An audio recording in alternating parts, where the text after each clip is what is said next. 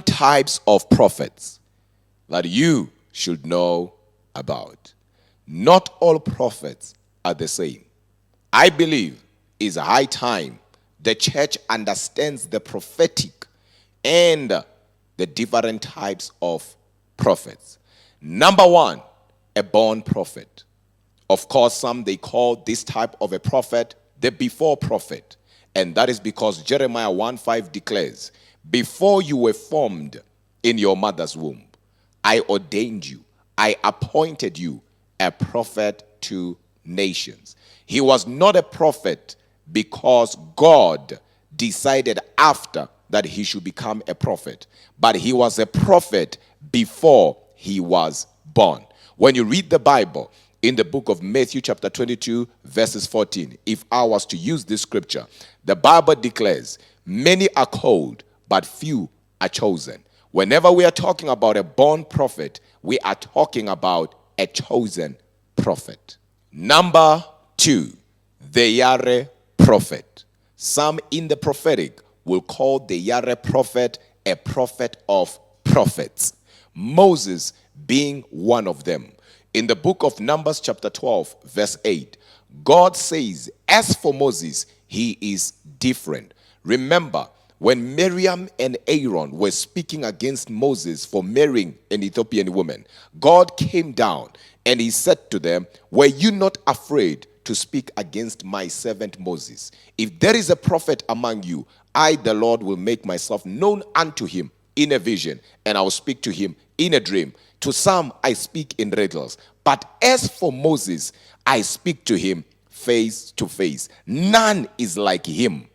The word Yahweh is the word honor, is the word fearful. When David said, I am fearful and wonderfully made, he was saying, I am Yared. Moses was a prophet, but a prophet of prophets. Hence, when he said, I cannot speak because I have a stammering tongue, God said to him, Aaron, your brother, will be your prophet. Notice, if you may, Aaron was not God's prophet. Aaron was Moses' prophet. So Moses was a prophet of prophets. Number three, the called prophet. This one is not a born prophet, but this one is called into the prophetic office. Amos 7:14 and 15 declares, I was not a prophet, neither a son of a prophet, but I was a headman and a gatherer of sycamore fruit. But the Lord said to me, go and prophesy to my people. Amos was not a prophet, but Amos was called into the prophetic office. Hence, when you read the Bible in the book of Ephesians chapter 4, and you start from verses 11 going down, it says he called some apostles, he called some prophets. So these were not born, but these were called into the office. If I say to you, come here, you are coming because I've called you. Number four, a dual prophet. In the prophetic, a dual prophet is called the twofold prophet. This is a prophet and a seer at the same time. Not every prophet is a seer.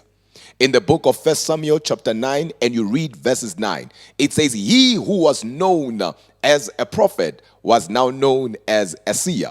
1 Chronicles chapter 29 verse 29, it speaks about the acts of David that were written in the book of Samuel the seer. Yet when you read the book of Samuel, Samuel is also addressed as a prophet. As a matter of fact, in his days, he was living in a time called theocracy. We are in democracy.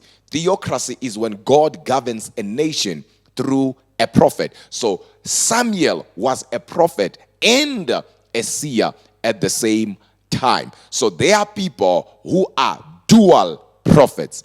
These ones, if you close their eyes, they will use their ears to hear.